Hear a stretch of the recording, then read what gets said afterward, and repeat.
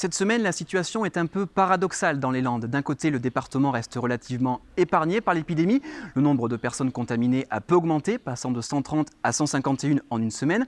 Et les personnes hospitalisées ou en réanimation sont moins nombreuses. Mais de l'autre, l'Agence régionale de santé s'est montrée assez inquiète quand elle a remarqué 12 nouveaux cas dans la seule journée de mercredi.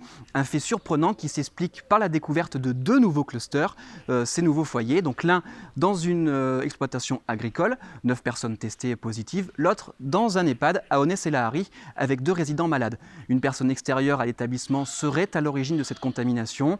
Des dépistages sont actuellement menés et les mesures sanitaires ont été renforcées pour éviter toute propagation. Quoi qu'il en soit, l'ARS appelle au strict respect du confinement puisque dès qu'on ouvre un peu les vannes, le virus arrive à se faufiler rapidement. Des tests sérologiques vont être réalisés à partir de lundi. Ils sont réservés au personnel de l'hôpital de Mont-de-Marsan.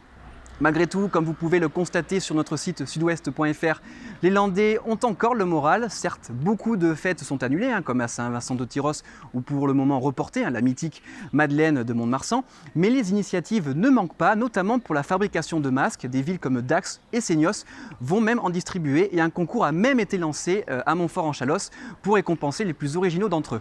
Des boutiques de jouets ou de vêtements se mettent à la livraison, tout comme le restaurant étoilé des Clés d'Argent qui propose des plats à emporter.